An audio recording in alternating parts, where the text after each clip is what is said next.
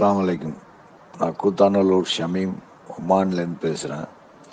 என்னுடைய கேள்வி என்னென்னா, நம்ம ஒரு காரியங்களை நல்ல ஒரு ஒரு ஒரு காரியத்தை செய்யலாமா வேணாமான்னு மனக்குழப்பத்தில் இருக்கும்போது இஸ்திகாரா தொழுதுட்டு அல்லாட்ட கேட்டுட்டு ஒரு காரியத்தை செய்கிறோம்.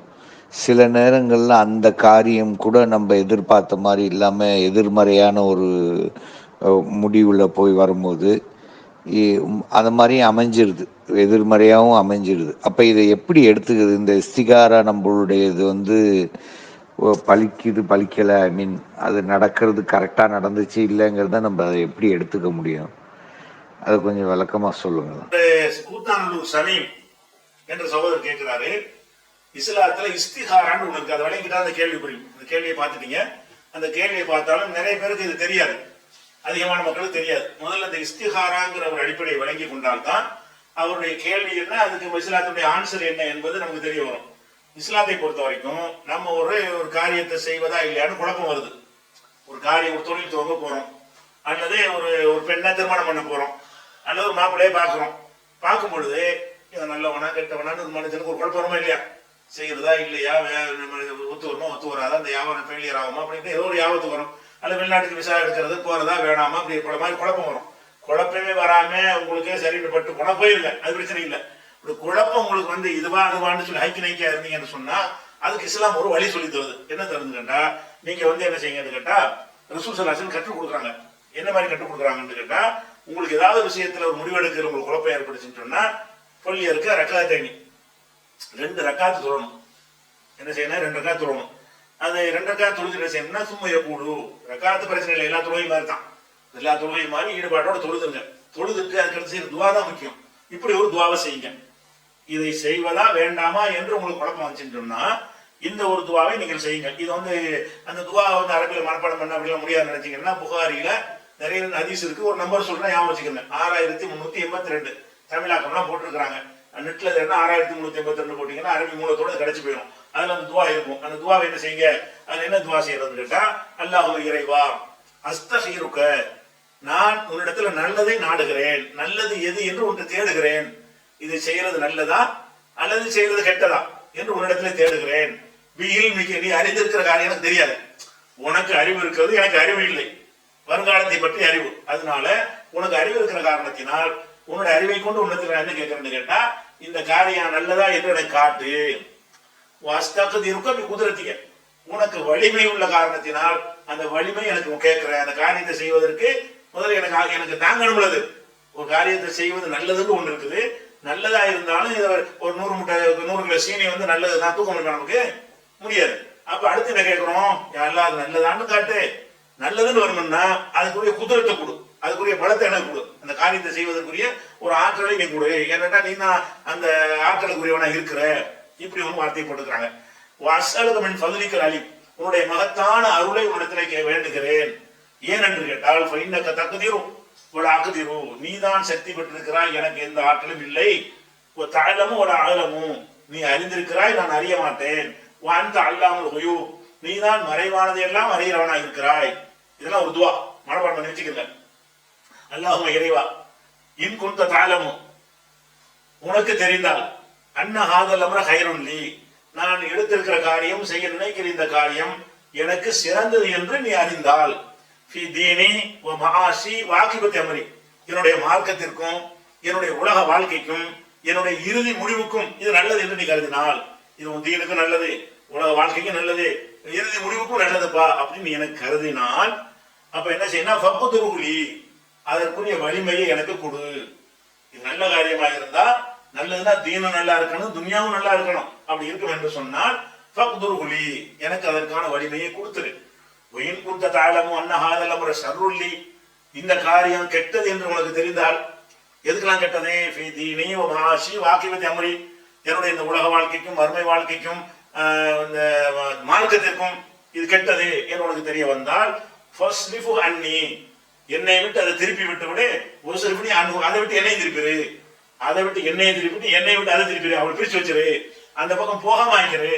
அந்த காரியத்தை செய்யாத அளவுக்கு மைண்ட் செட் பண்ணி அந்த துவா செய்யணும். அந்த காரியத்தை செய்யறதா குழம்பி இருக்கும் போது அது சரியில்லைன்னு நினைத்தால் அது தப்புங்கிற முடிவை நீ போட்டுரு அப்படின்னு அர்த்தம். என்னை அந்த காரியத்தை ஒதுக்கி விட்டுரு அப்படின்னு சொல்லிட்டு அப்புறம் வகுத்தூர் ஹைர, இறைவா எனக்கு ஹைரையே ஏற்படுத்தி கொடு, நல்லதை ஏற்படுத்தி கொடு, ஹைதுக்கான இங்க இருந்தாலும் எனக்கு நல்லதை செய்யி, அப்புறம் என்னை திருப்திப்பட்டுக்கொள் என்று சொல்லிவிட்டு போய் சம்மி ஹாஜத்தகு, அவனுடைய தேவையும் குறிப்பிட வேண்டும். அது அவன் பாஷையெல்லாம் குறிப்பிட முடியும். இந்த துவா ஓதிவிட்டு தமிழ்ல கேட்கணும். ஏன்னா தேவையை அரபுல உங்களுக்கு கேட்க தெரியுமா, எல்லாருக்கும் அரபி தெரியுமா, தெரியாது. அதில் இந்த துவாவை செஞ்சுட்டு நீங்க உங்க பாஷையில, யாழ்லா நான் ஒரு ஜவுளி கடை வைக்கலான்னு இருக்கிறேன், இந்த ஜவுளி கடை நல்லா நினைக்கிறேன், இதெல்லாம் ஒரு லாபம் நினைக்கிறேன், என்னென்ன உங்களோட குழப்பம் இருக்கும், குழப்பத்தெல்லாம் முறையிடுங்க. இவெல்லாம் செஞ்சு விட்டு நீ பார்த்துக்கன்னு சொல்லிட்டு நீங்க படுத்துங்க. அதுக்கு பிறகு எல்லாம் என்ன செய்வான்னு கேட்டா, உங்களுக்கு எது நல்லதோ அதன் பக்கம் கொண்டு போயிடுவான். இப்படின்னு ஒரு வழிமுறையை அல்லாஹ்வுடைய ரசூல் சொல்லிட்டு இருக்கிறாங்க. இதுக்கு பேர் தான் இஸ்திகாரா. இஸ்திகாரன்னா எது ஹைர் என்பதை தேடுதல், அல்லாஹ்விடத்துல தேடுதல். அப்ப இப்படி இருக்கும் பொழுது இது வகையெல்லாம் உங்களுக்கு வராது. இப்படி போட்ட உடனே நீ செஞ்ச காரியம் நல்லபடியா போயிட்டு வா அப்படி சொல்லக்கூடாது. அவன் நடத்துவான் உங்களை அல்லாஹ் என்ன செய்வான், அதுக்கப்புறம் வழி நடத்தி விடுவான். இப்படிங்கிறது இந்த இஸ்திகாரா. அவர் என்ன கேட்கிறாருன்னு கேட்டா, நான் இஸ்திகாரா பண்ணி நான் துவா செஞ்சுட்டேன். துவா செஞ்சுட்டு நான் ஜவுளி கடை ஆரம்பிச்சிட்டேன். ஜவுளி கடை இருக்க நல்லதான்னு முடிவு எடுத்தேன். அதெல்லாம் விட்டுட்டேன். என்னை ஜவுளி கடை நடத்துற மாதிரி எல்லாம் தள்ளிட்டான். ஆனா அது லாஸ் ஆகி போச்சு. இப்ப இவன் இஸ்திகாரா என்ன அர்த்தம் கேட்கிறாரு. என்னை கூட ஜவுளி கடையே நான் ஜவுளி கடை ஆரம்பிக்கிறதா இல்லைன்னு குழப்பத்தில் இருந்தேன். அல்லாட்ட என்னுடைய பாரத்தை போட்டேன். சமயமுடைய கேள்வி என்னன்னு கேட்டா, அல்லா விடத்துல என்னுடைய பாரத்தை போட்டு விட்டேன். போட்ட பிறகு அவன் எனக்கு லாஸ் ஆகும்னு சொன்னா அது போகாம தடுத்துருக்கணும்.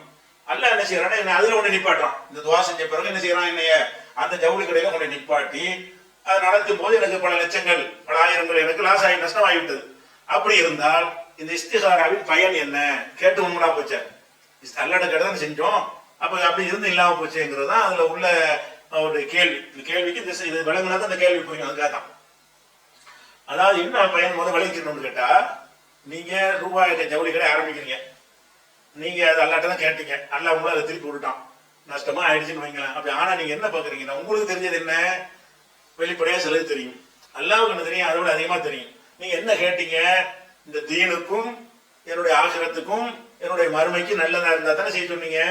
உங்களுக்கு அல்லா என்ன செய்யறான்னு கேட்டா, இதுல ரொம்ப லாபம் தடுமாறி போய் நீ கெட்டு போயிருவேன், இதுல உங்க லாஸ் ஆகும், உனக்கு நல்லது, அதான் நல்லதுன்னு அர்த்தம். அது உங்களுக்கு காரியத்தை செய்ய வைக்கிறது மட்டும் நல்லது இல்ல, அதை செய்ய வைத்து அதிலிருந்து உங்களுக்கு வேற ஒரு பக்கம் போகாமல் அதை விட பெரிய ஒரு இழப்பை நீங்க சந்திச்சிருப்பீங்க, உங்களுக்கு தெரியாது. இது இல்லாம இருந்தால் இதை விட அதிகமான கஷ்டங்களை சந்தித்து இருப்பீர்கள். அவன் செஞ்ச நல்லதா தான் இருக்கும். நமக்கு என்ன தெரியலன்னு கேட்டா, கண்ணுக்கு முன்னாடி ஒரு கஷ்டம் தான் நமக்கு தெரிகிறது.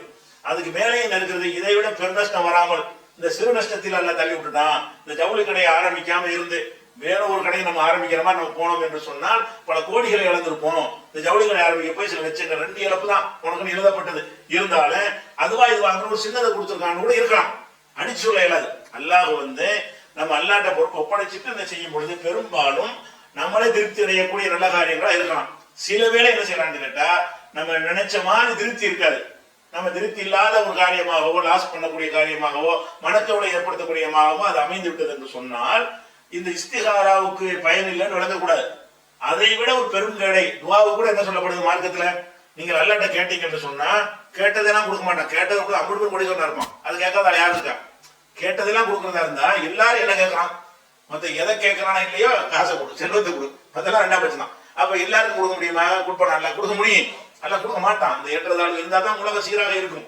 அப்ப அல்லா என்ன செய்ய வேண்டும் கேட்டா, அதுக்கான துவாவுக்கு அர்த்தம் இல்லைன்னு அர்த்தமா, துவா வேஸ்டா, பயனற்றதாண்டா இல்ல பயன் உள்ளது. அப்ப எப்படி வருதுன்னு கேட்டா, ஹதீஸ்கள்ல நீங்கள் அல்லாஹ்விடத்துல பிரார்த்தனை செஞ்சீங்கன்னு சொன்னா ஒண்ணு கேட்டதை கொடுத்துருவான், அல்லது நீ கேட்க தெரியாம கேட்கிற, நீ இதை கேட்கிற நான் அதை தரேன்னு பெருசா தந்துருவோம். நீ குடிசை வீட்டை கேட்கிற, நான் ஒரு மாளிகையை தர்றேன் அப்படின்னு நல்லா கொடுத்துருவோம். அப்ப நீ நீ 2 வீலரை கேட்கிற, உனக்கு காரை தர்றேன். அப்ப நீ என்ன கேட்கறியோ அதையே எல்லாம் தருவான் நாடினால். அப்படி இல்லை என்று சொன்னால் அது தரலன்னா நீ வெக்ஸ் ஆயிடக்கூடாது, அதை விட சிறந்த ஒன்றை தருவான். அல்லது நீ கேட்கும் பொழுது உனக்கு கேட்டது தரமாட்டான், அதை விட சிறந்தையும் தரமாட்டான்.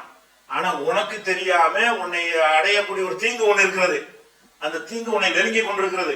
நீ கேட்டதுக்காக வேண்டி அது இல்லைன்னா முக்கியம்னு சொல்லிட்டு அந்த தீங்கிலிருந்து உன்னை என்ன செய்வான், காப்பாத்தி விடுவான்.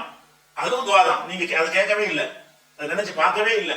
அப்ப என்ன செய்றீங்க, உதாரணத்துக்கு உனக்கு புரிய வைப்பதாக இருந்தால், நான் நிக்கிறேன், எனக்கு பின்னாடி கத்தியை வச்சு நிக்கிறான், குத்துறதுக்கு வந்துட்டு இருக்கான். அல்ல துப்பாக்கியை வச்சு குறி பார்த்து என்ன செய்யறான், என்ன சுடுவதற்காக வரான். எனக்கு தெரியாது, முதுகுக்கு பின்னாடி நடக்குது. நீங்க என்ன செய்றீங்க, என் பக்கத்துல ஒரு நண்பர் இருக்கிறாரு அல்லது என் தாய் இருக்கிறாங்க. என் தாய் வந்து எனக்கு எல்லாம் நல்லதான் செய்வாங்க. நான் தாய்க்கு என்ன செய்யறேன், தாய் ஏதாவது சாப்பாடு கொடுங்கன்னு கேட்கறேன். அவங்க பாக்குறாங்க பின்னாடி சுட போறாங்க. இவன் சாப்பாடு முக்கியமா சுடாம தப்பிக்கிற முக்கியமா? சாப்பாடு கேட்கும்போது வெட்டி வீச்சு தள்ளி விட்டுருவாங்க, துப்பாக்கி வேற பக்கம் போயிடும். உங்களுக்கு குத்த வரும்போது குத்த விடாம கீழே தள்ளி விட்டுருவாங்க. நீங்க கேட்டது என்ன, ஏதோ உதவி கேட்கறீங்க, ஒரு நண்பன்ட்ட போய் இந்த மாதிரி கேட்கறீங்க, ஒரு 1000 ரூபாய் கொடுங்கன்னு கேட்கறீங்க. அவன் பின்னாடி வந்து ஒரு ஆள் வரான்னு தெரியுது, அல்லது காரணியில் ஒரு பாம்பு வந்து படம் எடுத்து வர தெரியுது. அவன் என்ன செய்வான், நான் நல்ல நண்பனா இருந்தா எனக்கு ரூபாய் இப்போ எதாவது முக்கியம் அப்படின்னு சொல்லி என்ன செய்வான், அவங்களை தள்ளி விட்டுருவான். அப்ப தள்ளி விடுறான்னு நினைக்க கூடாது. எதுக்கு தள்ளி விட்டான், நீங்க கேட்டதை தருவதை விட இப்ப ஃபர்ஸ்ட் என்ன வேலை, நீ உசுரோட இருக்கணும் அப்படிங்கிற மாதிரி புரியுறதுக்காக வேண்டி. அப்ப நமக்கு எவ்வளவு தீங்குகள்லாம் இருக்கும், அது வர இருக்கும், அது நமக்கு தெரியாதனால அதை கேட்க மாட்டோம். நம்ம எதை கேட்போம், யாரை காசு கொடுன்னு கேட்போம். நீ காசு கொடுங்க, நாளைக்கு சாவ போறடா, காப்பாத்து நம்ம அப்படின்னு சொல்லி நமக்கு கேட்டதை தருவான், கேட்டதை விட சிறந்ததை தருவான். இல்லை என்று சொன்னால் அந்த துவாவுக்காக வேண்டி, நீ கேட்ட துவாவுக்கு அர்த்தம் இல்லாமல் ஆயிடக்கூடாது. ஆனா கரெக்டா இருக்கணும் துவா, ஹராமல் கலக்காம பியூரான முறையில இகலாசோட இருந்தால்தான் இதெல்லாம். அப்ப அல்லாஹ் என்ன செய்வான்னு கேட்டா, உனக்கு வர இருந்த ஒரு துன்பத்தை தடுப்பான். அதுவும் இல்லை என்று சொன்னால் மறுமையில் உனக்கு சேமிப்பாது அளிக்கணும். துவா செஞ்சதுக்காக நீ கேட்டீங்கள, உனக்கு துன்யாவில் தர்றது நல்லது இல்லைன்னு தரல, ஆனா அது கூலியாக அந்த இந்த மாளிகை எடுத்துக்க, இந்த சொர்க்கத்தை எடுத்துக்க நல்லா தருவான். இப்படி 4 வகைகள்ல நம்முடைய பிரார்த்தனைகளுக்கு நெருக்குது. எந்த பிரார்த்தனை வீண் போகாது. கேட்டேன் கேட்டா நல்லா தரலன்னு தரப்போறான். தரலன்னு உங்களுக்கு தெரிஞ்சால் என்ன செய்ய போறான், எதை சிறந்ததை தரப்போறான், ஒரு துன்பத்தை தடுக்க போறான். இல்லாட்டாலும் ஆகிரத்தில் ஒரு இபாதத் செஞ்சுட்டு போங்களா, கூலி தானே, அதுக்காக தானே படைக்கப்பட்டிருக்கிறோம் அப்படின்னு எடுத்துக்கொள்ளணும். அந்த மாதிரி எடுத்துக்கொண்ட மாதிரி தான் இந்த இஸ்திகாராவுலையும் நமக்கு நல்லதுதான். நீங்க கெட்டது அவங்களுக்கு தெரியுது, அதான் நல்லது. அது தரலன்னு அதுல இறங்கலன்னு சொன்னா அதை விட பயங்கரமான ஒரு நிலைக்கு நீங்க போயிருப்பீங்க அப்படின்னு எடுத்துக்கொள்ளணும். இஸ்திகாராவுக்கு பயன் இல்லை என்று என்ன செய்யக்கூடாது, நம்ம கேட்டதுதான் நடக்கணும்னு சொன்னா அது வந்து நடக்காது. அப்படி அல்லாஹ் கொடுக்கவே மாட்டான், சிலர் தான் கொடுப்போம் அப்படிங்கிறத வழங்கி கொள்ள வேண்டும்.